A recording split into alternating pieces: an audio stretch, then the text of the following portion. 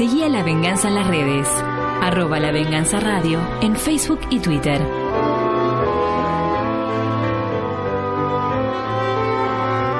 A ver si sale esta charla. Algunos de nosotros hemos oído hablar de Ludwig Wittgenstein, que era un filósofo, discípulo de Russell.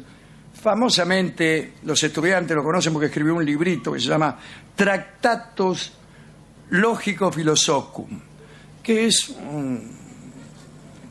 es un tratado acerca de una serie de cosas. Básicamente, Ludwig Wittgenstein, decía que la realidad es aquello que se puede describir con el lenguaje. Quiere decir que los límites de mi lenguaje son los límites de mi mundo. Este muchacho, Wittgenstein, determina de qué podemos hablar con sentido y de qué no podemos hablar con sentido. Solo es posible, decía Wittgenstein, hablar con sentido de lo que es real. Todo esto viene a desembocar en un punto muy polémico.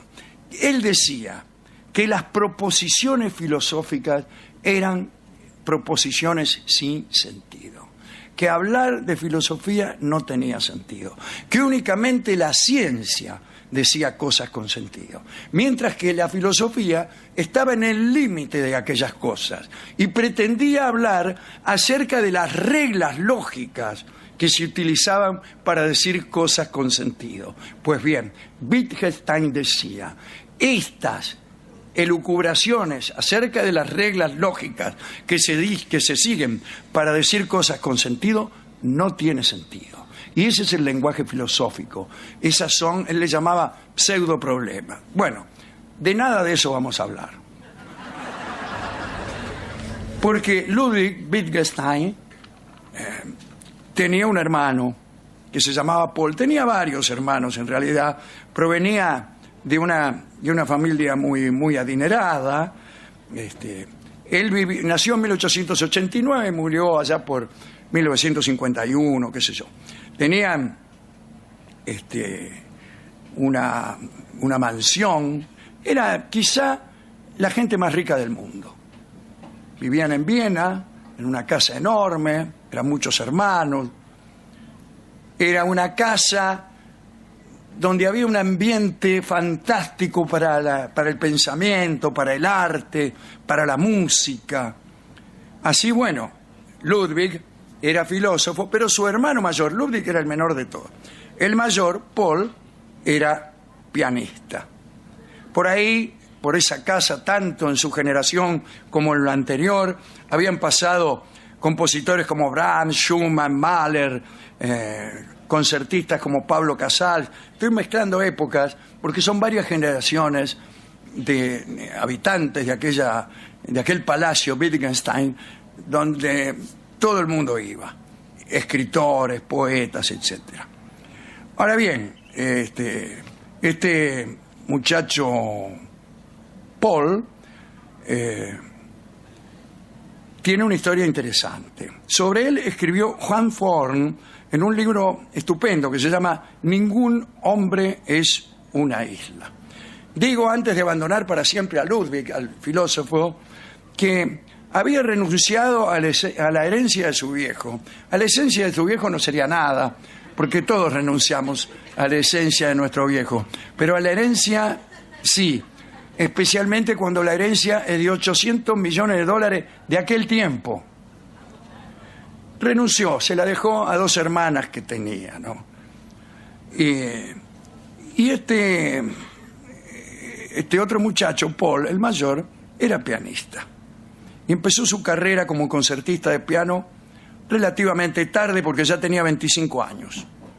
El mismo año en que comenzó su carrera de concertista de piano, parece que era muy bueno, estalló la Primera Guerra y fue convocado.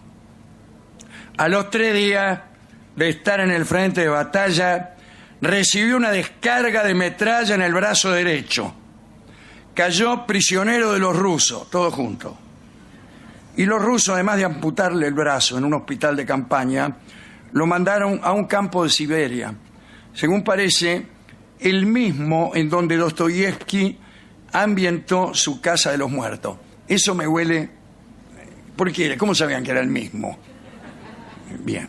Cuando fue liberado y volvió a Viena, Paul se encerró en la mansión familiar y se puso a estudiar música con obsesión. Ya era concertista, pero le faltaba un brazo. Tomó como ejemplo al gran organista ciego Joseph Labor. No es una buena cosa, lo digo con respeto, tomar como ejemplo a un organista ciego si uno es un pianista manco.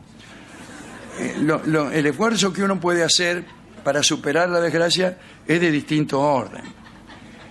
Y también a otro pianista manco, el conde húngaro, famoso conde húngaro, Géza Szicsi, que además de tocar maravillosamente había escrito un libro de consejos para aprender a vestirse y a abrir ostras con una mano sola. Géza Szeli estudiaba con Franz Liszt y según el crítico más famoso del siglo XIX y probablemente de todos los tiempos, Edward Hanslick, decía que Szicsi era el mejor pianista de todos. Pero bueno, Paul pasó meses y meses dedicando 7 horas diarias al estudio hasta que logró tocar con una sola mano lo que para muchos pianistas era imposible. Paul Wittgenstein solía decir: mi pulgar izquierdo hace el trabajo de la mano que me falta, la derecha. Otro problema era la falta de repertorio. Cuenta Juan Forn, en este libro tan bueno que estoy citando, que Paul Wittgenstein, que estaba lleno de guita, se dedicó a gastársela alegremente, pagando sumas enormes para que músicos famosos de la talla de Ravel, de Prokofiev, de Paul Hindemith, Richard Strauss, bueno, le compusieran especialmente obras para una sola mano. Iba a la casa de Richard Strauss, le decía: mire, Richard, compóngame, tome, aquí está la plata, compóngame una obra para una sola mano, esta. Mientras tanto, el hermano filósofo Ludwig, como he dicho, había renunciado a la herencia del padre. Pero ya vamos a hablar de lo que pasó con la herencia del padre. Bueno, Paul hacía en las obras que compraba los cambios que se le antojaba, porque después de todo para eso tenía la guita. Siempre tocaba con orquesta, ¿no? Y se quejaba, por ahí no está parte, mucha orquesta, poco piano. Bueno, si no le gustaba la pieza, la archivaba sin contemplaciones. Fue lo que ocurrió con un concierto que le escribió Paul Hindemith en 1923. El concierto fue descubierto en un desván de Long Island 80 años más tarde. Paul también guardó un concierto que le había encargado a Prokofiev. Cuentan que mucho después el pianista Siegfried Rapp, que había perdido el brazo, también él, pero en la Segunda Guerra, logró en 1956 que la viuda de Prokofiev le consiguiera una copia de la partitura y tocó el concierto en público. Paul Wittgenstein se enfureció, le hizo juicio al otro pianista manco y se lo ganó. Debió ser una escena digna de verse. Al mismo Richard Strauss le devolvió una pieza argumentando que no era suficientemente brillante, y Strauss tuvo que escribir otra de nuevo para conformarlo. Para Richard, Wagner; para Strauss, Johann. A Ravel lo hizo viajar a Viena y le pidió explícitamente una obra que al público le sonara tan completa y cristalina como una pieza compuesta para 2 manos. Y nació una obra que es clásica y se conoce hoy como Concierto para la mano izquierda. Se estrenó en la Sala Pleyel de París con Paul Wittgenstein al piano y Ravel, Maurice Ravel, al frente de la orquesta. Era 1933. Según los críticos, Ravel estaba mucho más nervioso que Paul cuando saludaron antes de tocar. Era difícil decir si las audiencias que aplaudían a Paul veían a un gran concertista, a un prodigio que hacía lo que hacía con semejante dificultad física. Suele ocurrir. Los miembros de su familia decían cosas horribles. Una de las hermanas, Herminia, escribió: oírlo tocar es una tortura que me deja sumida en la más oprimente tristeza. Firmado, la hermana. La esposa de Paul se llamaba Hilde. Era medio ciega. Había sido alumna suya, alumna de él. Paul tuvo 3 hijos con ella. El primero, concebido la misma tarde en que Hilde tomó su primera clase, cuando ella tenía 18 años y él 47. Vamos a la primera clase, dijo Paul, y se la dio. Pero llegaron los nazis. Paul fue acusado de degeneración racial. Eran protestantes los Wittgenstein, pero de ascendencia judía. Hacía ya un par de generaciones que se habían convertido al protestantismo. Pero llegaron los nazis, ¿qué protestantes ni protestantes? Lo acusaron, dejó Austria de apuro en 1938. Se fue a Estados Unidos. Y fíjense lo que pasó con la familia. Los Wittgenstein se habían convertido, como he dicho, al cristianismo hacía varias generaciones, pero eran de origen judío. Luego del ascenso del partido nazi y de la anexión de Austria, Paul le dijo a los hermanos que se rajaran, que se vinieran, pero no. Fueron encerrados y el gobierno nazi les dijo: bueno, los dejamos seguir aquí viviendo y no les hacemos nada, pero si nos dan toda la guita que tienen y todas sus propiedades. Y aquello alcanzaba, en aquel tiempo, a $6.000 millones, lo cual debe haber sido la fortuna más grande privada del mundo. Con aquella entrega se les permitió a los hermanos seguir viviendo allí, pero se calcula que esta donación fue el factor principal que permitió financiar todas las defensas alemanas durante los primeros 3 años de la guerra. Las performances pianísticas de Paul empeoraron con el paso de los años, hasta que dejó de presentarse en vivo. Aunque en su exilio norteamericano nunca logró que le permitieran enseñar en el conservatorio, tuvo alumnos particulares hasta su muerte, muchos de ellos becados por él mismo. Se instaló en Long Island con sus hijos y con Hilde.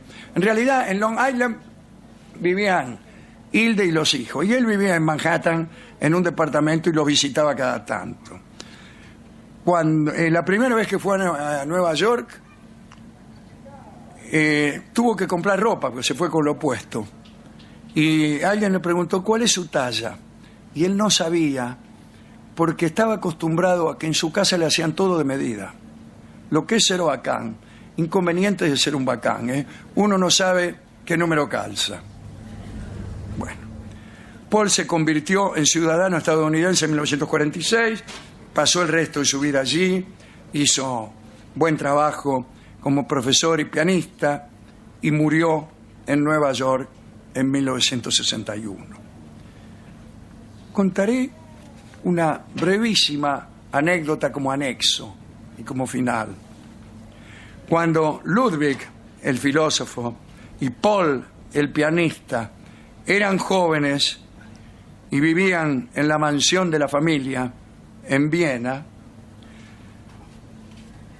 un día Paul interrumpió sus ejercicios de piano para golpear la pared que daba a la habitación vecina, donde Ludwig escribía en silencio, y le dijo: ¿cómo pretendes que toque el piano con tu escepticismo colándose por debajo de la puerta? No era Mario Mactas, era Paul Wittgenstein, el músico, el que no se rendía, el hombre del piano. 1, 2, 3, 1, 2.